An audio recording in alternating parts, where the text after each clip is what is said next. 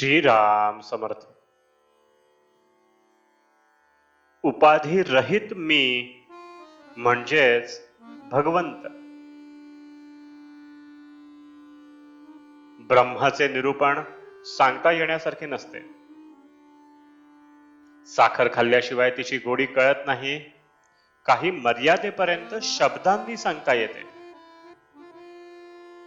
खोट्यावरून खऱ्याची परीक्षा करता येते. तसे माया ज्याला कळली त्याने ब्रह्म जाणले म्हणून समजावे. पण मी मायारूपच जर झालो तर ती कशी ओळखावी बरे? सत्यावर छाया पडली तीच माया झाली. वस्तू आहे तशी न दिसता विपरीत दिसणे म्हणजे माया.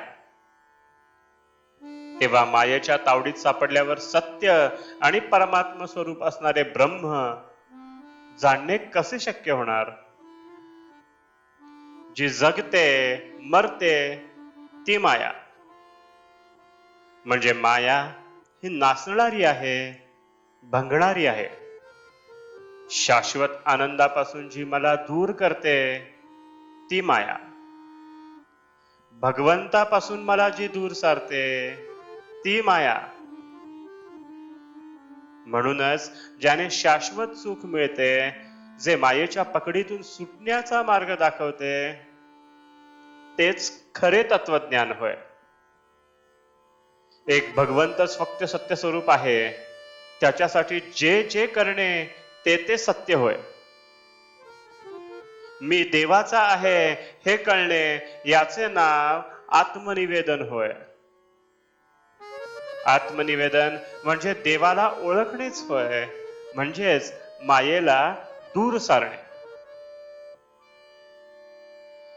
वास्तविक उपाधिरहित जो मी तोच भगवंत आहे.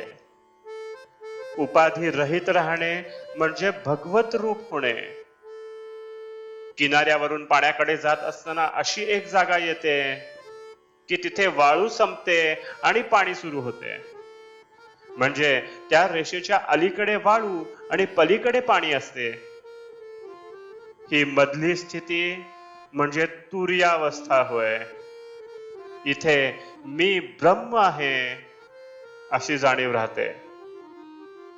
निर्गुण परमात्मा आणि ही सगळी सृष्टी यांना जोडणारी साखळी असेल तर तो ओंकार होय.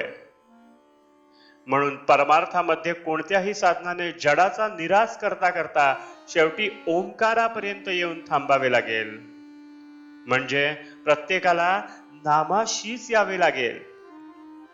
10 माणसे उभी केली, त्यातली 9 ही नव्हेत म्हणून बाजूला सारली.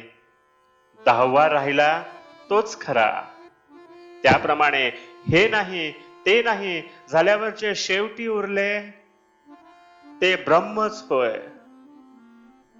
भगवंत गीतेमध्ये अर्जुनाला म्हणतात, तू ज्ञानी असशील तर समाधानात राहा, पण तू तसा नसशील तर मग उगीच ज्ञानाच्या गोष्टी सांगू नकोस आणि कोणाचे तरी म्हणजे अर्थात ज्ञानी माणसाचे ऐक आणि त्याप्रमाणे वाग. याचा अर्थ असा की आपण संतांना शरण गेले पाहिजे. सर्व सृष्टीच्या दृष्टीने आपण आणि आपला प्रयत्न अगदी पदार्थ आहे. म्हणजे खऱ्या अर्थाने निमित्त मात्र आहोत. म्हणून आपल्या आयुष्यात आपल्या वाट्याला येणारी चांगली अगर वाईट कर्मे हे ईश्वराचे मनोगत आहे असे समजावे. आजचे बोधवचन, वेदांत हा आचरणात आणल्याशिवाय त्याचा उपयोग नाही. जानकी जीवन स्मरण. जय जय राम.